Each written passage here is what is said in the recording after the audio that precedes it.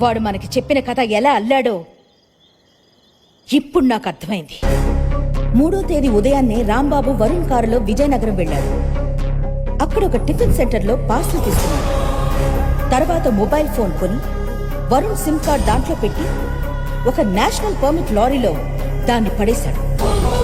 ఆ తర్వాత వరుణ్ కారుని క్వారీ దగ్గర ఉన్న చెరువులో ముంచేశాడు. తర్వాత ఒక హోటల్కి వెళ్లి ఎవరో 4 తిన్న బిర్యానీ బిల్స్ ని దొంగచాటుగా తీసుకున్నాడు.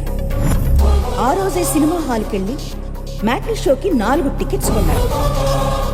ఆ తర్వాత ఆర్టీసీ బస్ ఎక్కి 4 టికెట్స్ కొని ఊరికి తిరిగొచ్చాడు. డైరెక్ట్ గా ఆఫీస్కి వెళ్లి సింహాద్రితో రేపు నేను స్వామీజీ ప్రవచనాలకు విజయనగరం వెళ్తున్నానని వారికి గుర్తుండేలా చెప్పాడు. నెక్స్ట్ డే అంటే 4వ తారీఖు ఫ్యామిలీతో పాటు మురళీ బస్ ఎక్కి సాయిబాబా గుడికి వెళ్తున్నామని అతను అడగకపోయినా చెప్పాడు. మార్నింగ్ 9 గంటలకి గుళ్ళోకి వెళ్లి సాయంత్రం వరకు అక్కడే ఉన్నారు. గుళ్ళో ఉన్నప్పుడే స్వామీజీ ప్రవచనాల సీడీ గురించి తెలుసుకుని మారు పేరుతో బుక్ చేసుకున్నారు. ఆ సాయంత్రం లాడ్జ్కి వచ్చారు. అక్కడ మేనేజర్ని మాటల్లో పెట్టి 2వ తారీఖున వాళ్లు లాడ్జ్లో స్టే చేసినట్టు రిజిస్టర్లో తన పేరు రాశాడు. 4వ తారీఖు రిజిస్టర్లో వేరే పేరుతో హ్యాండ్ రైటింగ్ మార్చి రూమ్ తీసుకుని ఉంటాడు. ఆ రాత్రి రోడ్ సైడ్ హోటల్లో రాంబాబు భోజనం చేసి 3వ తారీఖున తను పార్సల్ తీసుకున్న హోటల్ నుంచే వేరొకరితో మళ్లీ పార్సల్ తెప్పించాడు. ఆ లాడ్జ్ నుంచి చెక్అవుట్ అయ్యాక రెస్టారెంట్కి వెళ్లి బిర్యానీ తిని ఓనర్తో పరిచయం పెంచుకున్నాడు. తర్వాత సినిమా థియేటర్కి వెళ్లి ప్రొజెక్టర్ ఆపరేటర్తో పరిచయం చేసుకున్నాడు. ఆ తర్వాత ఆర్టీసీ బస్ ఎక్కి ఇంటికి బయలుదేరాడు. కండక్టర్తో మాటలు కలిపాడు. ఇంటికి వచ్చాక ఫ్యామిలీ మెంబర్స్ తో కలిసి ప్రవచనాల సీడీ చూశాడు.